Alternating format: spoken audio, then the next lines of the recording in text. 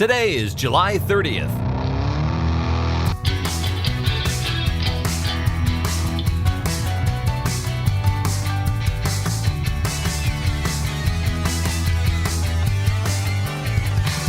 It's the 212th day of the year, and this is the On This Day podcast. Around 2 p.m. on this day in 1975, Jimmy Hoffa pulls into the parking lot of the Macus Red Fox restaurant on Telegraph Road in Bloomfield Township, Michigan. He finds a parking spot, sits in his green Pontiac Granville, and waits. Jimmy Hoffa is born in Brazil, Indiana in 1913. He grows up in Detroit, gets started as a union organizer for Detroit Local 299 while working at a grocery store as a teenager, and he rises through the union ranks to the top of the International Brotherhood of Teamsters. Hoffa serves as Teamsters president from 1958 until 1964, when he is convicted of bribery and fraud and sent to prison for several years. Hoffa is tied to the mafia throughout these years, involved in organized crime while the union expands and takes control of trucking labor all across the country. At the height of his presidency, Hoffa wields incredible, singular power, which all dissipates during his time in prison. In 1971, President Nixon commutes Hoffa's sentence to time served, and Hoffa is released. Part of his release includes a non-participation restriction, prohibiting him from any involvement in Teamster leadership. Over the next few years, Hoffa fights the White House on this. He fights the Teamsters, who are okay with the restriction. And Hoffa begins a campaign to climb his way back to the top all over again, starting where it all began for him, at Local 299 in Detroit. Jimmy Hoffa sits in his car for half an hour on this day in 1975 before getting out and calling his wife. He's been waiting on two mob leaders, Anthony and Anthony, who are a no-show for his meeting with them. Hoffa tells his wife he's going to wait a few more minutes for the Anthonys and then leave. That's the last time anyone hears from Jimmy Hoffa. Sometime after 2:45 p.m. on this day in 1975, Jimmy Hoffa disappears, never to be seen again. There are theories and sightings. The first sighting that very afternoon, shortly after Hoffa calls his wife, a truck driver making deliveries in the area nearly collides with a maroon Mercury Marquis that pulls out of the Red Fox parking lot.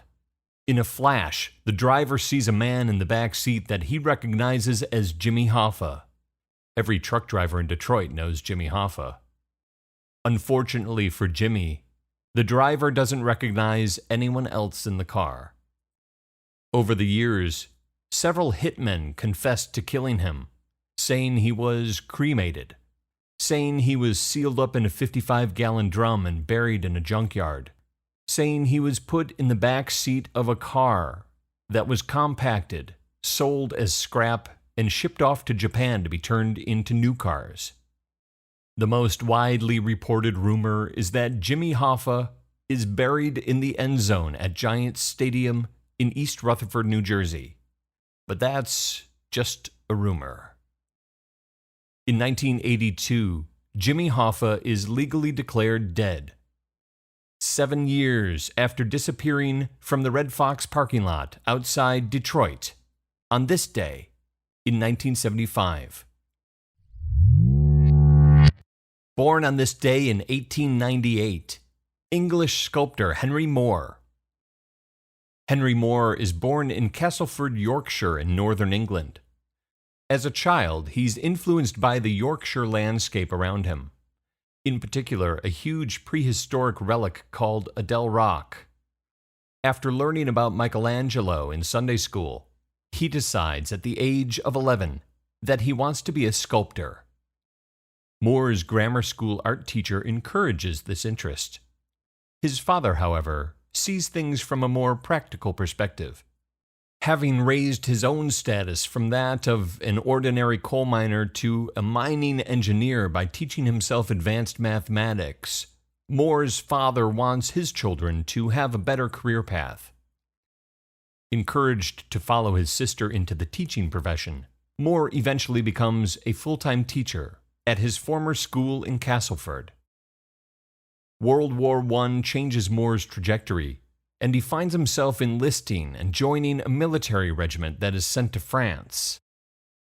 His active participation in the war is cut short when his unit is gassed. Sent back to England to recover, he spends 2 months in the hospital. After the war, Moore, a war veteran, wins a study grant. He chooses to attend Leeds School of Art. While at Leeds, Moore mainly studies drawing. He really wants to study sculpture, but there are no sculpture instructors until one is finally appointed during Moore's second year. Henry Moore is his first pupil. Moore continues his art studies after winning a scholarship to attend the Royal College of Art in London. He immerses himself in the studies of Egyptian, Etruscan, pre-Columbian, Oceanic, and African sculpture. He incorporates the vital spirit of this artwork into his own sculptures and receives ridicule for it from his instructors. Undeterred by this criticism, he continues to create and becomes deeply influenced by the semi-abstract paintings of Paul Cézanne, in particular The Large Bathers, a painting depicting monumental reclining nudes integrated into an abstract landscape. Drawn to the reclining figure, Moore uses it as a central theme in many of his sculptures.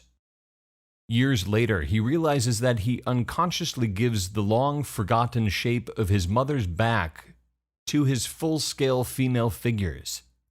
As a child, he used to rub liniment lotion into his mother's back to ease her rheumatism.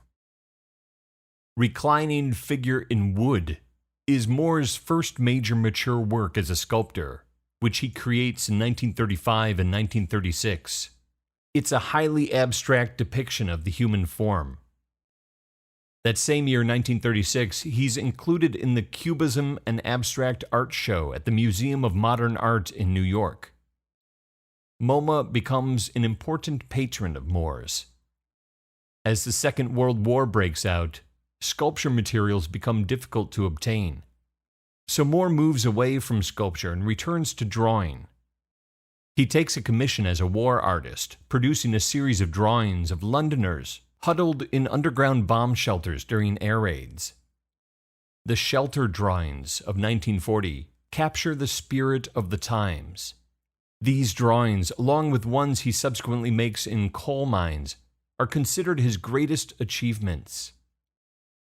3 years after World War II, at the 24th Venice Biennial, Moore wins the Grand Prize for Sculpture. This prize establishes his reputation as a sculptor. He receives numerous commissions for major public works of bronze and marble. For the latter part of his life, Moore becomes the go-to artist whenever a public sculpture is needed. Majestic and semi-abstract human form, Moore's sculpture work is characterized by smooth, organic shape, often including empty hollows that evoke form as meaningfully as does the solid mass. His reclining figures are often warrior Venus female figures, paragons of endurance, protectiveness, combativity, vigilance, and heavy-limbed physical beauty. He never tires of portraying this female form. Henry Moore, born on this day in 1898, passes away in 1986, just a month after his 88th birthday. There are 154 days left in the year.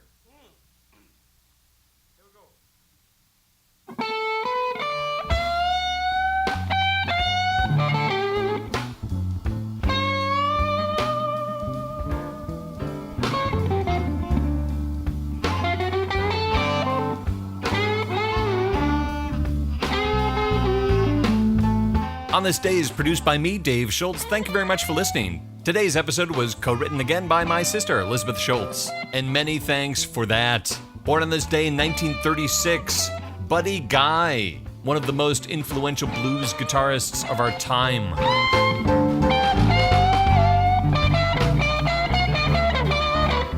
Born in Lettsworth, Louisiana, Buddy Guy is the sound of Chicago blues. He still tours regularly. You can catch him all across the country. And when he's not on the road, you can probably catch him at his club in Chicago. So if you're still listening, Stone Crazy. Talk to you tomorrow.